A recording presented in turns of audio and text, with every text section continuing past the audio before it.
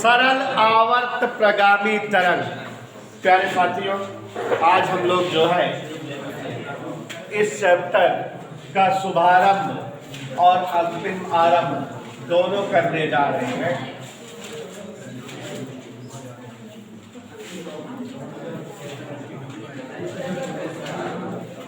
तरंग के केवल 2 ही लेसन बचे हुए हैं। ध्यान दीजिए, दोनों लेसन समझा दो, खत्म हो जाए। मेरा प्रयास है कि 11th द एंड कर दें। दिक्कत समझ में आएगी हमको तो संडे मंडे छुट्टी है हमारे यहाँ, तो हम आपको 2-3 घंटे क्लास दे देंगे। देखिए जरा, सरल आवर्त प्रगामी तरंग। विकास सरोज, हम लोग तरंगे जान चुके हैं क्या होती है। किसी माध्यम में विक्षोभ माने कंपन का निरंतर आगे बढ़ते रहना। किसी माध्यम में विक्षोभ या कंपन का लगातार आगे बढ़ते रहने की गति तरंग गति होती है। तो अगर कोई माध्यम है और उसमें तरंग बन जाए, क्या बन जाए बेटा? और जब तरंग बन जाए माध्यम में, और तरंग के संचरण के दौरान जो माध्यम के कण हैं लगातार सरल आवर्त गति करते रहे। कौन सी गति करते रहे? तो ऐसी तरंगे जिसमें माध्यम के कण सरल आवर्त गति करते रहते हैं, सरल आवर्त प्रगामी तरंग या शॉर्टकट में केवल प्रगामी तरंग कहलाती है। इधर क्लियर? माने जिन तरंगों के संचरण के दौरान माध्यम के कण निरंतर तरंग गति करते रहे, वे तरंगे सरल आवर्त प्रगामी तरंगे या केवल जो है प्रगामी तरंग कहलाती है। मतलब जिन तरंगों के संचरण के दौरान, ध्यान से देखना उन्हें सब, जिन तरंगों के संचरण के दौरान माध्यम के कण सरल आवर्त गति में, कौन सी गति में हो बेटा? वही तरंगे क्या कहलाती हैं? अब बेटा, ये जो परगामी तरंग या सरल आवर्त प्रगामी तरंग है, इसके विस्थापन का समीकरण डेरिवेशन कराने जा रहा हूं। डेरिवेशन कभी एग्जाम में पूछा नहीं गया है आज तक, लेकिन बच्चों मॉडर्न साइंस कॉलेज और केपी कॉलेज में इस अभ्यास की सवाल जरूर पूछी जाती है। जो कल लगवाए थे, कोई एक समीकरण दे देगा और कहेगा इसका आयाम आवृत्ति चाल बताओ, तो बड़ा आसान होता है, तुलना कर दो आयाम आवृत्ति चाल, जैसे कल लगवाए थे। सवाल इस पर जरूर पूछी जाएगी, हम बार बार कह रहे हैं आपको। जो कल बताए थे, रिकॉर्ड तोड़ अर्जुन सर आपको फिजिक्स पढ़ाए बेटा इस बार। अभी किसी कोचिंग में कोर्स पूरा नहीं हुआ है, कॉलेज में नहीं पूरा हुआ है, कोचिंग बातें जाना दो, जहाँ उड़ कर चलते हैं। कॉलेजों में तो उड़ा देते हैं लोग, लेकिन बताओ कहीं खत्म हुआ हो? असंभव है। हाँ, यहाँ ध्यान दीजिए जरा विकास सरोज। अगर बेटा ये कोई तालाब में इसे जल भरा है, क्या भरा है? माने माध्यम है कि नहीं, इसे मत तरंग बनाए। तो उन्हें सब बेटा, जो तालाब में जल भरा है माने जो माध्यम है, उसको अगर हम x अक्ष की धन दिशा द्वारा प्रदर्शित करें तो कोई दिक्कत नहीं था। ये जल है, भरा हुआ है, माने x अक्ष की धन दिशा है, और यहां से यहां तक जल के बहुत सारे अणु होंगे कि नहीं बेटा? मान लेते हैं एक अणु ऐसे यहां, एक यहां, एक यहां, ऐसे ये सब क्या है? माध्यम के अणु है। अणु नंबर 1, 2, 3, 4, 5, 6, 7, 8, 9, 10, ऐसे 10 अणु हैं बेटा। कुल क्या अणु दिखाई दे रहे हैं? ये जल जो है रियल में ये अणु, ये वाला यहाँ वाला अणु है, ये यहाँ वाला अणु है, ये यहाँ वाला है, इसी को ऊपर लिख कर दिखा रहे हैं, है ना बेटा?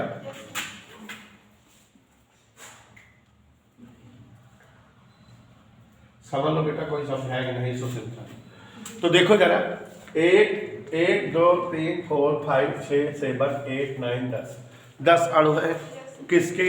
माध्यम के। माध्यम कैसे 10 अणु है? इनको ऊपर स्पष्ट दिखाए हुए है कि इनका नाम नंबर अणु 1 अणु 2 अणु 3 अणु 4 ऐसे है। अब यहां पर कंपन होने लगे, तो यहां कंपन होने का मतलब है कि यहां पर तरंगे बन जाएंगी। और आप जानते हो कि तरंग ऐसे ऐसे ऐसे ऐसे ऐसे, मतलब आपको पता है कि जब जो है तरंगे संचरित होती हैं तो माध्यम के अणुओं का जो है संचरण तरंग संचरण के लंबवत होता है या माध्यम के लंबवत होता है। तरंग कहां से चलना शुरू करेगी? कण 1 से। कण 1 से चलेगी तरंग, यहां से शुरू करेगी। और बेटा ये इस तरह से जो है तरंग ऐसे, यहां इस समय तरंग जब यहां पर पहुंची थी, ये कौन वाला कण है? कण 2। यहां वाला अणु यहां पहुंच गया, तरंगीय तो तरंग है, ठीक। और ये बेटा अणु 3 है, ऐसे तरंग बन रही है, ऐसे ऐसे ऐसे। यहां 19 कौन सा अणु है? 4। ये बेटा कौन सा अणु है? फिर इससे थोड़ा कम विस्थापन रहेगा ना, आयाम घटने लगता है। शिवांशु यहाँ कण नंबर 7, यहाँ बेटा ये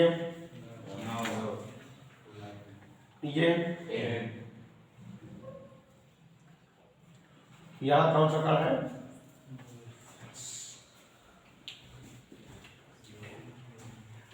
ऐसे माध्यम में तरंगे बनने लगेंगी कि नहीं? आपने देखा कि ये जो माध्यम के अणु थे 1 से लेकर 10 तक, जब तरंग संचरण हो रहा है तो माध्यम का अणु जो है यहाँ यहाँ यहाँ यहाँ यहाँ यहाँ ऐसे गति कर रहे हैं। ये कंडीशन क्या है? श्रिंग। ये कंडीशन क्या है? ज्यादा जो विस्थापन हो, ये क्या है? आयाम। यहाँ देखो विस्थापन कम हो गया, वहां से कम है कि नहीं?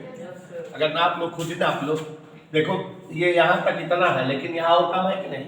यहाँ और कम है, धीरे धीरे आयाम घटता जाएगा कि नहीं? ऐसे ही है ना बेटा। यहाँ एक कण ऐसे मान लो कण 11 है, ऐसे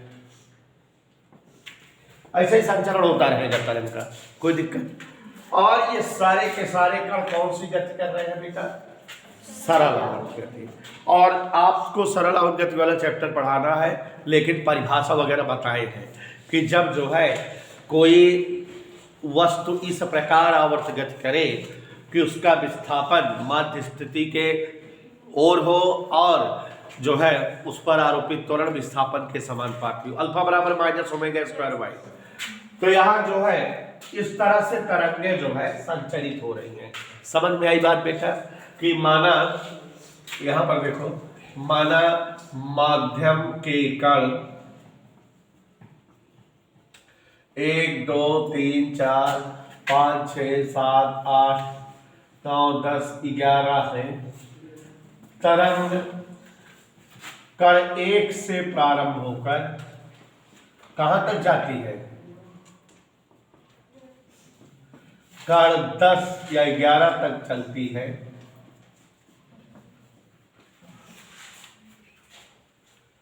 माध्यम के कणों का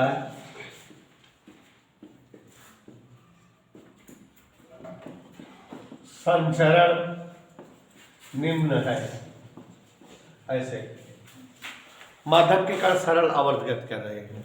अब बेटा किसी क्षण माने कुछ टाइम पे, जैसे 10 बजे 11 बजे 12 बजे, किसी क्षण कण का विस्थापन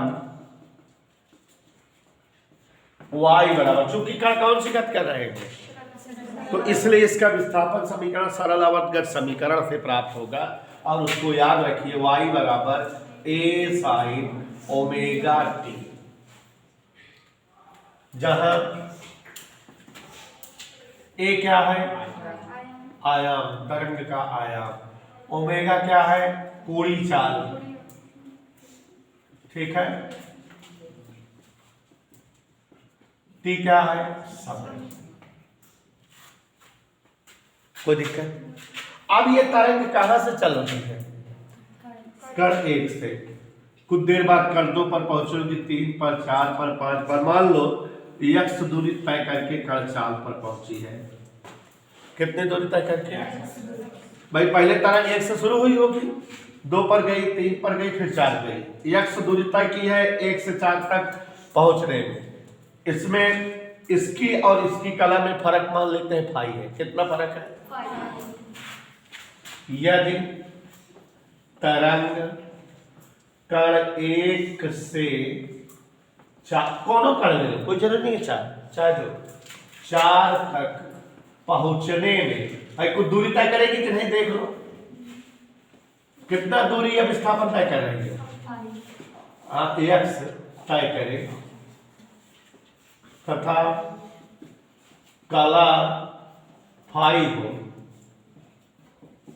तो कण 4 हेतु तरंग विस्थापन समीकरण किस कण हेतु? 4 हेतु। y बराबर a sin omega t minus five. कुछ फर्क हो जाएगी ना? ठीक है, कितना फर्क मान लिए? 5। कोई डाउट? चूंकि आप लोगों को इसी में अभी एक डेरिवेशन कराएंगे, लेकिन आप लोग उस डेरिवेशन से परिचित। कलांतर बराबर, सोच के बताइए, कलांतर बराबर 2 पाई बटे लेमडा इंटू पथांतर। बताए हैं कि नहीं? तो यहाँ कलांतर अगर फाई हो, 2 पाई बटे लेमडा, पथांतर को x, चूंकि x दूरी है, दिख रहा है, तो फाई बराबर क्या हो गया? 2 पाई बटे लेमडा इंटू x। ए का मान लेते हैं कौनो गिनती, के मान ली।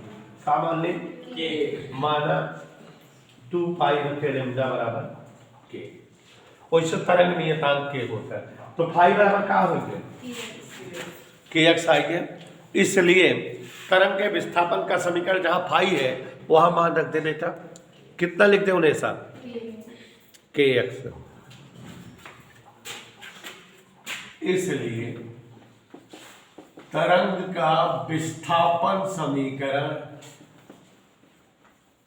y बराबर a sine omega T minus. कोई दिक्कत? कहीं कोई असुविधा बेटा? गौर से देखते रहना, समझ आ रहा है? ओमेगा का मान क्या होता है? ओमेगा बराबर आवर्तकाल के पदों में, और के बराबर अभी भी बताए थे आप किसको के लिखे हैं? 2 पाई बाई लेमडा को रख दे, दोनों अगर कहो तो रख दे। y बराबर a sine 2 pi by t into t minus 2 pi by lambda into x. 2 का वन हो जाएगा क्या? 2 pi t by t minus x upon lambda. ये तरंग का व्यापक समीकरण है, प्रगामी तरंग का। कैसा समीकरण बेटा? व्यापक। कोई दिक्कत? प्रगामी तरंग का व्यापक समीकरण है ये। अब उन्हें बेटा ध्यान से देखो जरा, टी का मान ले लें, y बराबर a sine 2 pi by t minus t का मान ले रहे हैं x upon lambda into t का मान लेने का मतलब है, अच्छा 1 अपान टी का मान ले रहे हैं, टी ऊपर आ गया। कितना का मान ले रहे हैं बेटा? 1 अपान टी बाहर आया, तो यहाँ टी अपान लेमडा हो गया। क्योंकि ऐसे देखो v बराबर लेमडा बटा टी, इसलिए टी अपान लेमडा बराबर 1 अपान टी। कोई डाउट? तो यहाँ y बराबर a sine 2 pi by t minus x, ये टी बाई लेमडा का मान क्या आ गया है? ये तरंग के विस्थापन का और भी समीकरण आ गया। कोई दिक्कत समझ आ रहा है कि नहीं? कोई दिक्कत बेटा? तो 2a sin 2 pi upon t minus है तो x अपॉन लैम्डा। वो t minus x upon lambda आप कॉपी कर रहे हैं। कभी कभी